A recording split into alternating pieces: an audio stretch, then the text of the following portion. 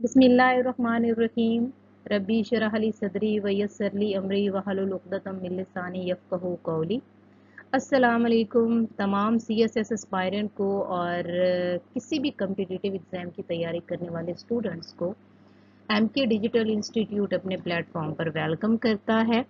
Learn CSS English series का ये lecture number 3 है, जिसमें आज हम पास्ट सिंपल टेंस जो है वो पढ़ने जा रहे हैं। लेकिन इससे पहले आपको बताती चलूँ कि इन लेक्चर्स को इस तरह से डिज़ाइन किया गया है कि जो भी CSS के हवाले से या कम्पिटिटिव एग्ज़ाम के हवाले से एक बेसिक इंग्लिश की जो रिक्वायरमेंट होती है उसको फुलफ़िल किया जा सके और आप इंग्लिश को भी इसी तरह से बोल सकें, समझ सकें, लिख सकें जिस तरह से आप अपनी मदर लैंग्वेज को या उर्दू को जो है वो समझते हैं, बोलते हैं और पढ़ते और लिखते हैं।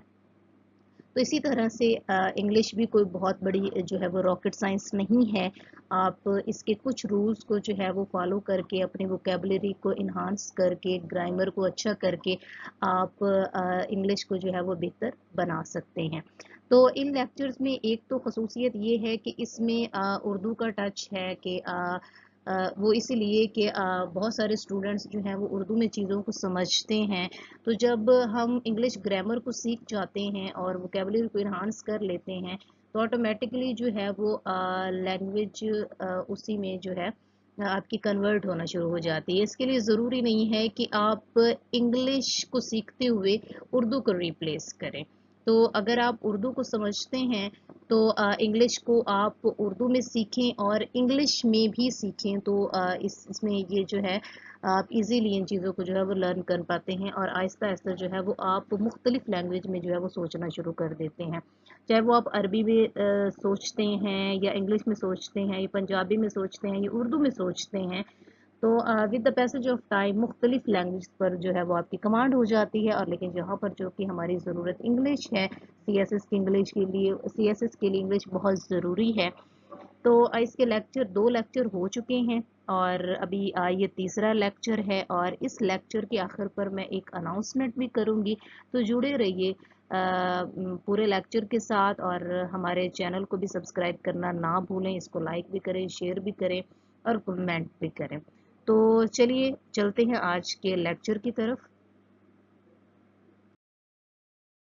सबसे पहले हम बात करेंगे कि the simple past used in the following situation. जब भी हम एक टेंस को समझ जाते हैं कि वो किन किन सिचुएशंस में यूज़ होता है तो उसकी ट्रांसलेशन करना इजी हो जाता है। तो यहाँ पर हम सिचुएशंस देखेंगे कि वो सिचुएशन कौन सी है। सबसे पहले सिचुएशन नंबर 1 की बात करेंगे, फिर सिचुएशन नंबर 2 की बात करेंगे, फिर सिचुएशन नंबर 3 की बात करेंगे।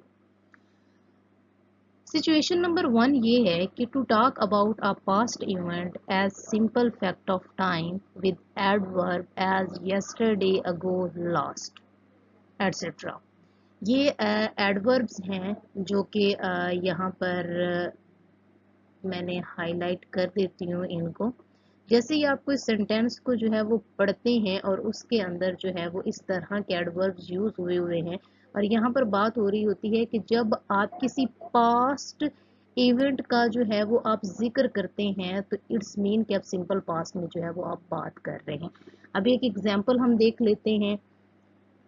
हिज सिस्टर, उसकी बहन, मेट टू मी, मुझे मिली यस्टरडे। यानी कि अब कोई पर्सन है जो किसी दूसरे पर्सन को बता रहा है कि उसकी जो सिस्टर है वो मुझे कल मिली। यानी कि यस्टरडे जो है वो कल माजी जो गुजर चुका है, जो वक्त गुजर चुका है उसके हवाले से बात हो रही है।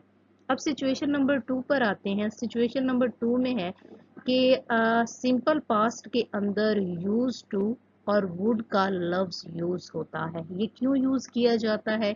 ये जो आपकी पास्ट हैबिट्स होती हैं ना उनको ये शो कर रहा होता है। अब हैबिट्स क्या होती हैं?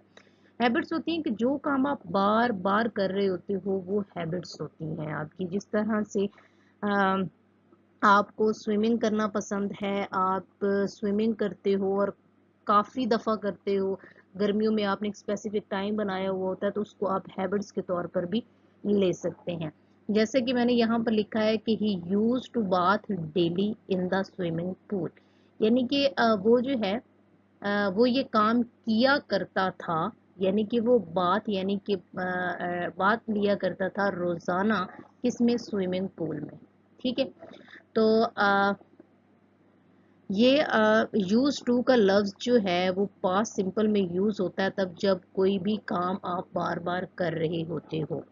अब आते हैं जी सिचुएशन नंबर 3 पर। सिचुएशन नंबर 3 क्या होती है कि that exist for a period of time in the past but not now.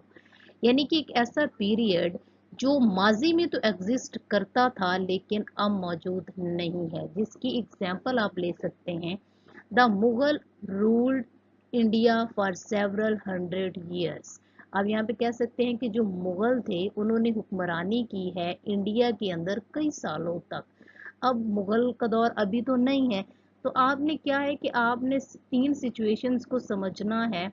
पहला कि एक ऐसी सिचुएशन जिसमें पास्ट के बारे में कोई बात हो रही है और उसके अंदर एडवर्ब यूज हो रहे हैं, जैसे कि यस्टरडे है, गो है, लास्ट है, तो ये आपको इशारा कर रहा है कि आप पास्ट की बात कर रहे हैं जो वक्त गुजर चुका है। सिचुएशन नंबर 2 में है कि आप किसी ऐसी हैबिट की बात कर रहे हैं कि जो कि आप बार बार किया करते हैं, तो उसके लिए आप लफ्ज यूज करेंगे, यूज टू या वुड करेंगे। जब भी हम बोलते हैं तो हम वुड का यूज करते हैं, जब हम लिखते हैं तो हम यूज टू का जो है वो ज्यादातर इस्तेमाल कर रहे होते हैं। इसी तरह से सिचुएशन नंबर 3 है कि एक ऐसा पीरियड जो कभी माजी में था लेकिन अब नहीं है, तो आप उसके मुतालिक बात कर रहे हैं, जिसकी एग्जांपल मैं आपको दे चुकी हूँ। तो ये तीन सिचुएशंस हैं कि आपने जब भी सेंटेंस को पढ़ना है ना, तो आपको अंदाजा हो जाएगा कि कोई काम अभी हो रहा है या हो चुका है, या कितने पास्ट में हो चुका है या फ्यूचर में होगा। तो इस तरह से आपको एक इंडिकेशन मिल जाता है जब आप सिचुएशंस को समझते हो, तो इस तरह से आप इंग्लिश में सोचना शुरू करते हो। और ये जो हेल्पिंग वर्ब है, ये हमेशा यूज होता है जी इन नेगेटिव में और इंटेरोगेटिव में। अब हम इनके वन बाय वन फार्मूलाज देख लेते हैं। सिंपल सेंटेंस का क्या फार्मूला है, नेगेटिव सेंटेंस का क्या है और इंटेरोगेटिव का क्या है। तकरीबन जितने भी टेंसेस हैं उनमें सबके जो फार्मूलाज होते हैं वो एक जैसे ही होते हैं, बस बीच में कोई वर्ब की जो है फॉर्म जो है वो आपने देखनी होती है। इसके अलावा आपने हेल्पिंग वर्ब देखना होता है कि हेल्पिंग वर्ब कौन सा यूज़ हो रहा है। इस तरह से आप with the passage of time जो है वो इजीली आपको समझना आसान हो जाता है। तो अब सिंपल सेंटेंस जो है इसके अंदर सबसे पहले सब्जेक्ट यूज़ होता है, फिर second form of verb use होती है जो कि मैं आपको ऑलरेडी बता चुकी हूँ, उसके बाद ऑब्जेक्ट यूज़ होता है। नेगेटिव की बात करें तो जैसे मैंने आपको बताया था कि नेगेटिव और इंटेरोगेटिव सेंटेंस के अंदर डिड हेल्पिंग वर्ब के तौर पर यूज़ होता है और नेगेटिव के अंदर नॉट यूज़ होता है, और इसके अंदर first form of verb use होती है और उसके अलावा ऑब्जेक्ट यूज़ होता है। इसके अलावा इंटेरोगेटिव सेंटेंस का जो फार्मूला है, इसमें आपने डिड को सब्जेक्ट से पहले लगा देना है और एंड पे जो है वो आपने सवालिया निशान लगाना होता है, क्योंकि आप एक क्वेश्चन पूछ रहे हो। तो इन फार्मूलाज को जब आप याद कर लेंगे, माइंड में बिठा लेंगे, तो आपने ज़्यादा कंफ्यूज नहीं होना। कि मैंने आपको बताया कि जितने भी टेंसेज हैं उनके अंदर जितने भी सेंटेंसेज हैं उसके अंदर एक सेंटेंस की एक तरतीब होती है। सब्जेक्ट होता है, वर्ब होता है और ऑब्जेक्ट होता है। ये सब टेंसेस के सेंटेंसेस में आते हैं। आप कोई भी सेंटेंस उठा लें, बस आपने देखना क्या है कि हेल्पिंग वर्ब कौन सा यूज़ हो रहा है, वर्ब की कौन सी फॉर्म यूज़ हो रही है और आपकी वोकैबुलरी क्या है। That's it. मॉडल सेंटेंसेस कुछ एग्जांपल्स देख लेते हैं। सिंपल सेंटेंस की एग्जांपल, नेगेटिव की, इंटेरोगेटिव की। पहला सिंपल सेंटेंस है कि तुमने जुर्माना अदा किया। अब जैसे कि मैंने कहा था कि इसमें जो सब्जेक्ट है वो यू हो गया, उसके बाद हमने वर्ब की फॉर्म लगानी है, और कौन सी वर्ब की फॉर्म लगानी है, सेकंड फॉर्म लगानी है। तो अदा करने को क्या कहते हैं, पे, और उसकी जो सेकंड फॉर्म है क्या होगी, पेड। और जुर्माने की इंग्लिश क्या होती है, द फाइन। अब ये साथ आर्टिकल लगा हुआ है, आर्टिकल के रूल्स जब आप पढ़ोगे तो आपको अंदाजा हो जाएगा कि यहाँ पे फाइन के साथ दी क्यों लगाया गया है। अब चलते हैं इसी सेंटेंस में, इसको नेगेटिव बनाते हैं। तुमने जुर्माना अदा नहीं किया। अब यहाँ पे डिफरेंस क्या है, सब्जेक्ट वो यूज हो रहा है, अब इसमें हेल्पिंग वर्ब ऐड हो गया है, डिड नॉट, और पे की जो है वो फर्स्ट फॉर्म आ गई है। ओके, और डिफाइन वैसे का वैसे। उसके बाद आते हैं जी इंटेरोगेटिव पे।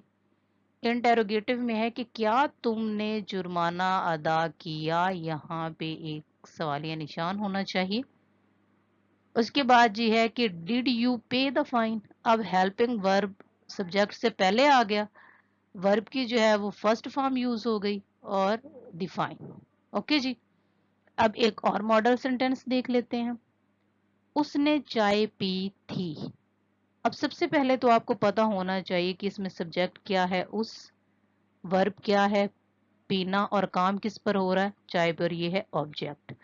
अब इसका जो सब्जेक्ट होगा वो ही होगा, और पीना की जो फर्स्ट फॉर्म होती है वो ड्रिंक होती है, सेकंड होती है ड्रैंक, और जो चाय है वो हमारे पास ऑब्जेक्ट है टी। अब इसी को हम नेगेटिव बनाते हैं। उसने चाय नहीं पी थी, तो अब सोचें कि इसका नेगेटिव क्या बनेगा। इसमें हेल्पिंग वर्ब डिड यूज होगा, देन इसके अंदर जो वर्ब की फॉर्म होगी वो ड्रिंक यूज होगी, he did not drink tea, उसने चाय नहीं पी थी। देन क्या उसने चाय पी थी। अब यहाँ पर एक सवालिया निशान जो है वो करते हैं। अब डिड द ड्रिंक टी, हमने इसको क्या किया, हमने इसको जो है वो सवालिया निशान को जो है वो हम, सॉरी, डिड को जो है वो हम सब्जेक्ट से पहले ले आए, उसको एक क्वेश्चन के एक सेंटेंस के तौर पे बनाने के लिए, जिसमें कुछ पूछा जा रहा है। तो आई होप कि आपको मॉडल सेंटेंस से जो भी मैंने 4-5 चीज़ें आपको पीछे बताई वो आप समझ चुकी होंगे। आपने इन्हीं फार्मूलाज को जहन में रखना है और इस तरह से आपने अपनी इंग्लिश को जो है वो बेहतर बनाना है। अब जी बात करते हैं असाइनमेंट की। मैं हर लेक्चर के एंड पे जो है वो एक असाइनमेंट देती हूँ, जिसके अंदर ट्रांसलेशन जो है वो आपने करनी होती है इंग्लिश के अंदर और दूसरे की करनी होती है उर्दू के अंदर। तो ये असाइनमेंट है, इस असाइनमेंट को जो है वो आप मुझे सबमिट करवा सकते हैं व्हाट्सएप नंबर के थ्रू, और मैं आपको चेक करके बता दूंगी कि आपके बीच में से कौन कौन सी गलतियां हैं, या आपको जो है वो लाजमी जो है वो टाइमली रिप्लाई किया जाएगा। तो आपने ये 5 जो है सेंटेंस यहाँ पे उर्दू में दिए गए हैं, यहाँ पे इंग्लिश में दिए गए हैं, तो आप इसका उर्दू में तर्जुमा करें और इसका इंग्लिश में तर्जुमा करें। इस तरह से आपकी इंग्लिश जो है वो बेहतर होती चली जाएगी रूल्स एंड रेगुलेशन को फॉलो करते हुए। तो जैसे कि मैंने आपको बताया था कि मैं लेक्चर के एंड पर एक अनाउंसमेंट करूंगी, और उस अनाउंसमेंट को जो है वो अभी मैं आपको बता देती हूँ कि वो क्या है।